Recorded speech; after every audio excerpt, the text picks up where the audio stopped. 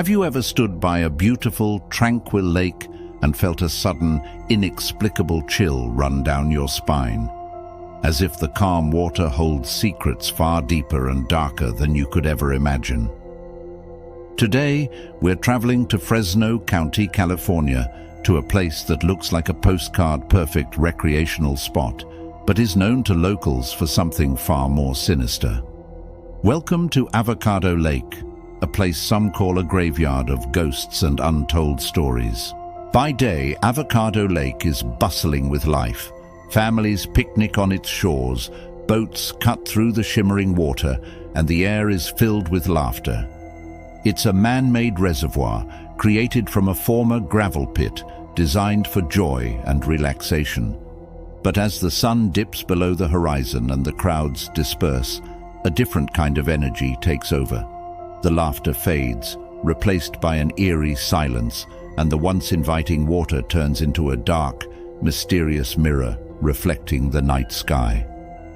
It's in these quiet moments that the lake's most enduring and tragic legend comes to life. For decades, whispers have circulated about the spirits that haunt these waters. But one story stands out, a tale so heartbreaking it has been passed down through generations of Fresno residents. It's the story of a mother and her child. The exact details are shrouded in the mists of time, as many local legends are. Some say it happened in the 1940s, others claim the 50s. The story goes that a young woman facing unimaginable despair came to the edge of Avocado Lake with her small child. No one knows for sure what led her to that desperate moment. Was it a lost love, financial ruin, a moment of profound hopelessness? The reasons are lost to history, but the outcome was tragic. In an act of ultimate desperation, she walked into the cold, deep water, taking her child with her. Neither of them ever came out. Ever since that fateful day, visitors to the lake, especially those who stay after dusk, have reported chilling encounters. The most common sighting is that of a woman, often described as wearing vintage clothing, walking along the shoreline. She appears forlorn, her head bowed as if searching for something or someone. Witnesses say she seems almost solid, like a real person, until she either vanishes into thin air or, more terrifyingly, walks directly into the lake and disappears beneath the surface without a splash. But it's not just her apparition that haunts the area. Many have heard the distinct, heart-wrenching sound of a woman weeping, a sound that seems to come from all directions at once, carried on the night wind. Sometimes the sobs are joined by another, even more disturbing sound, the faint, ghostly cries of a small child. Fishermen, campers, and late-night thrill-seekers have all shared similar stories. They'll be sitting in the quiet of the night when suddenly they hear it, the unmistakable sound of a child crying for its mother. When they go to investigate, there's nothing there. The sounds just stop, leaving behind an unnerving silence that's somehow louder than the cries themselves. One of the most unsettling aspects of this legend is the feeling many people report. They speak of an overwhelming sense of sadness and despair that washes over them, particularly near the water's edge. It's a heavy, oppressive feeling that seems to seep out of the very ground, a cold spot in the air that has no logical explanation. Some paranormal investigators believe this is a form of residual energy, the powerful emotions of that tragic day, forever imprinted onto the location. It's as if the mother's sorrow is so profound, it has become a permanent part of the lake's atmosphere. Over the years, the stories have grown. There are tales of people feeling an unseen force pulling at their clothes as they stand near the water, almost like a small child tugging at their sleeve. Others have reported seeing small, wet footprints appearing on the dry boat ramps, only to vanish moments later. Some people who have gone for a late-night swim have sworn they felt something cold brush against their leg in the deep water, a touch that feels distinctly like a human hand. These experiences are often so visceral and frightening that many locals refuse to go near the lake after dark. They respect the water, but they also fear what lies within it. Skeptics, of course, offer rational explanations. They suggest the crying sounds could be the wind whistling through the trees or the calls of nocturnal animals. The feeling of being watched could be simple paranoia, amplified by the spooky setting and the power of suggestion. The apparition could be a trick of the light, mist rising from the water, or simply an overactive imagination fueled by the local folklore. And it's true, the human mind is a powerful thing, capable of creating fear where there is none. But the sheer number of independent accounts from different people over many decades makes you wonder. These aren't just one or two isolated incidents. It's a consistent pattern of similar experiences told by sober, credible individuals who went to the lake with no intention of finding a ghost. They came for a peaceful evening and left with a story that would haunt them for the rest of their lives. Could so many people be mistaken in the exact same way? The legend of the woman and her child serves as a somber reminder of the very real tragedies the lake has seen. It's the perfect spot for a family picnic, a day of fishing, or a refreshing swim on a hot summer afternoon. The sun dances on the water, birds sing in the trees, and the laughter of visitors often fills the air. It seems idyllic, a postcard-perfect recreational area. But linger a little longer, wait for the sun to dip below the horizon and the shadows to grow long, and you might feel something else.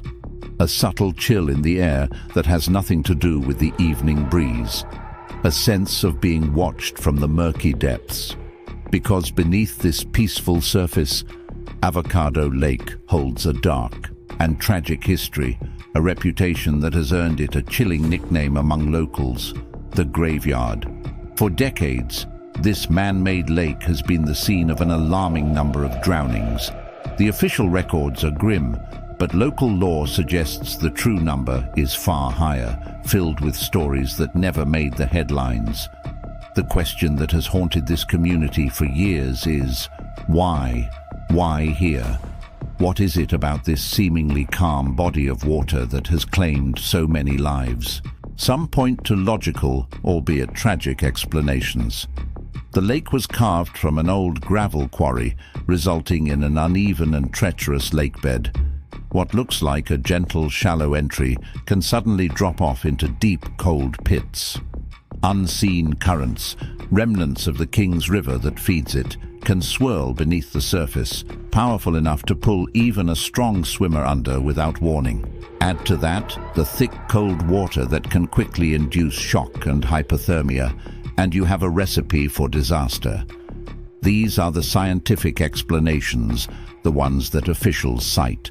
But for many who know the lake's history, these reasons are only part of the story. They believe something far more sinister is at play. This is where the line between tragic history and chilling folklore begins to blur. The most pervasive and terrifying legend of Avocado Lake is that of a vengeful spirit. The story, passed down through generations, speaks of a woman and her child who drowned tragically in the lake many years ago. The details of their deaths are lost to time, shrouded in mystery. Some say it was a terrible accident, others whisper of a darker, more deliberate act. But whatever the cause, the legend claims her sorrow and anger were so immense that her spirit became bound to the water. They say she lingers in the deepest, coldest parts of the lake, forever searching for her lost child. Overcome with grief and rage, she mistakes living swimmers for the one she lost and pulls them down into the depths with her, hoping to end her eternal loneliness. It's a horrifying thought. Swimmers have reported sudden, inexplicable feelings of being grabbed or pulled from below, a chilling sensation of icy hands wrapping around their ankles. Is it just the weeds, the currents, or something else entirely? And the woman is not the only ghost said to haunt these waters. Another prominent tale involves the spirit of a young boy. He is often seen as a spectral figure standing on the shore, sometimes appearing to be crying, sometimes just staring out at the water. Witnesses describe a profound sense of sadness emanating from him. According to the legend, he too was a victim of the lake.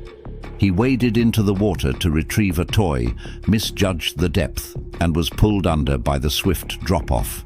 Now, his spirit is trapped, forever replaying the moments before his tragic end.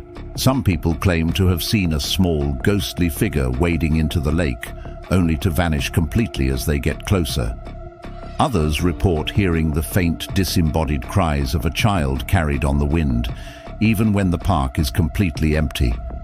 These encounters are often fleeting, leaving those who experience them questioning their own senses, but the consistency of the reports over many years is hard to dismiss. These stories aren't just confined to the water's edge. The entire park area surrounding Avocado Lake is considered a hub of paranormal activity.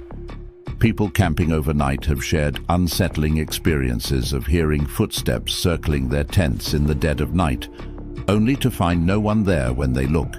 The sound of disembodied whispers and hushed conversations have been reported coming from the empty picnic areas after dark. Perhaps the most unnerving reports are of shadow figures seen flitting between the trees at the periphery of your vision. These dark, man-shaped silhouettes are said to move with unnatural speed, darting away the moment you try to get a clear look. Are these the spirits of other victims, forever bound to the place where their lives were cut short? Or are they something else entirely, entities drawn to the sorrow and tragedy that permeates the very soil of this park?